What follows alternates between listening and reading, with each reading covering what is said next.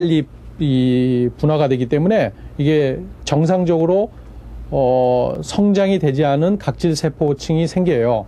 그래서 그게 과각화증이 생깁니다. 두꺼워진다는 얘기죠. 그리고 이제 벗겨지죠. 그러면 맨들맨들해지잖아요. 그러면 피부가 얇아지죠. 손상이 쉽게 오죠. 그게 반복되면서 이제 만성 재발성 이제 낫지 않는 그런 습진이 되는데, 문제는 손끝에서 시작해 점점 손바닥 전체로 번진다는 것이다. 주부습진이 오랫동안 지속되면 피부가 갈라지거나 가려움증, 통증 등을 동반하는데 급성일 때는 물집이 생기고 진물이 나는 증상을 보인다. 증상이 심해지면 2차적인 세균 감염에 의해 손톱 주위가 곱는 조갑주위염이나 손톱의 모양이 변하는 조갑백선 등으로 악화될 수 있다. 또한 손 전체가 세균에 감염돼 심하게 붓는 봉소염도 발생할 수 있다. 주부습진의 절반 이상은 물과 세제에 의해 발생하지만 전체 환자의 약 15% 정도는 알레르기를 일으키는 물질이 원인이 되기도 한다.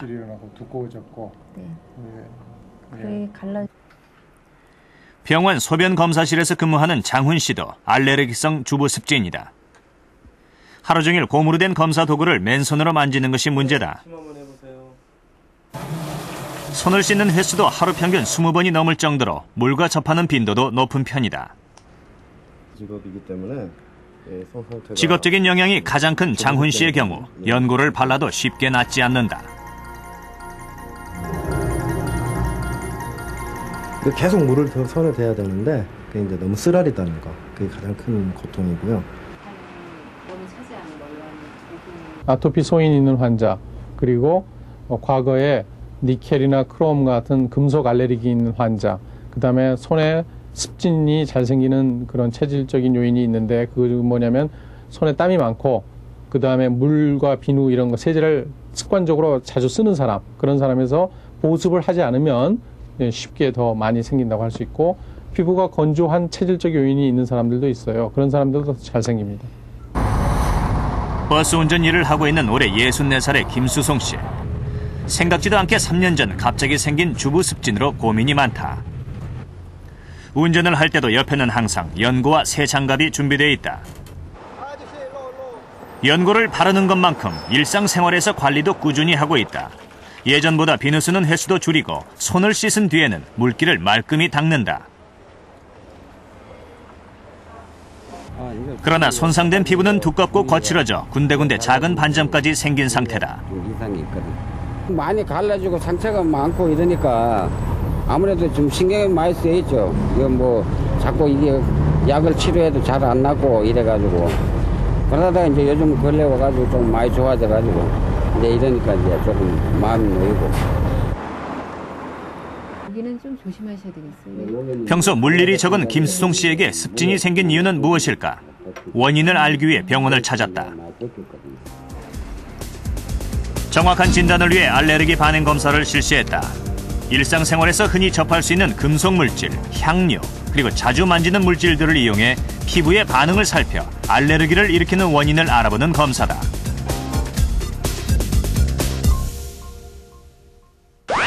이틀 후, 김수송 씨가 검사 결과를 확인하기 위해서 다시 병원을 찾았다. 알레르기 반응을 일으킨 물질은 무엇일까?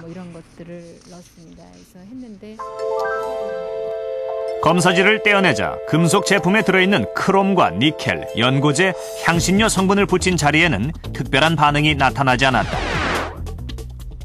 반면 버스 핸들 커버 조각을 붙인 피부 주위가 빨갛게 부어오른 것이 확인됐다. 주부습진의 원인은 핸들 커버에 의한 알레르기인 것이다. 자극에서 생기는 거냐, 알레르기에서 생기는 거냐, 일단 이제 구별을 해야 될 겁니다. 그래서 알레르기에서 생긴다 그러면 그 알레르기가 되는 걸 갖다 알려줘서 자꾸 이제 교육을 시키는 거죠. 그 알레르기가 되는 이제 원인 물질이 어디에 포함되어 있으니까 그거는 이제 피해줬으면 좋겠다라든가.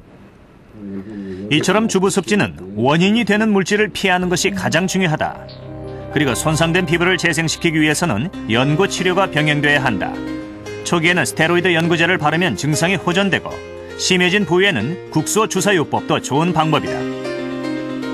또한 염증을 동반하며 심하게 곱는 증상을 보일 때는 염증을 완화시키는 광선 치료도 효과적이다.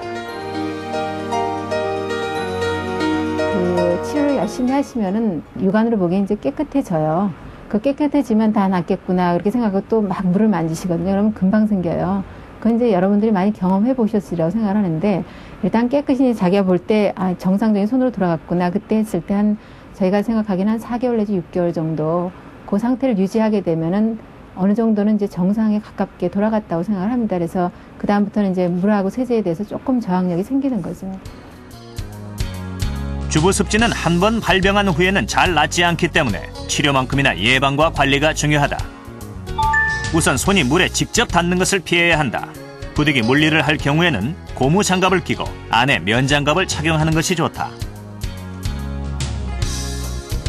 향이 강한 자극적인 채소나 향신료 등이 증상을 악화시킬 수 있기 때문에 이런 음식 재료들을 다룰 때는 비닐 장갑을 이용해 손에 직접 닿는 것을 피하도록 한다.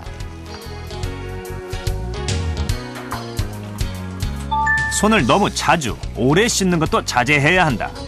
비누 사용을 줄이고 뜨거운 물보다는 미지근한 물로 씻는 것이 좋다.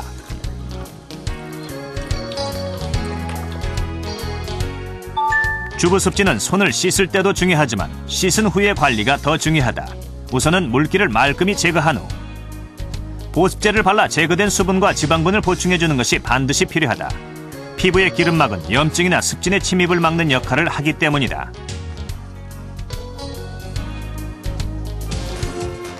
주부습진이 쉽게 낫지 않는다고 해서 고질적인 병으로 단념하기는 이르다. 세심한 주의로 관리를 꾸준히 한다면 다시 건강하고 아름다운 손으로 만들 수 있다.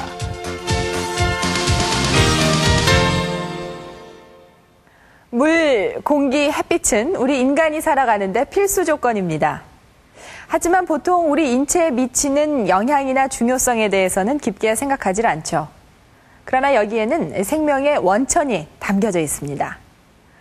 생로병사의 비밀 특별기획 3부작 자연이 준 보약, 물, 공기, 햇빛에서는 앞으로 3주간 우리 주변의 자연에 담긴 건강법을 소개합니다. 그 첫 시간은 물인데요. 물이 갖고 있는 놀라운 자연 치유력과 인체에 미치는 영향력을 밝혀드리겠습니다.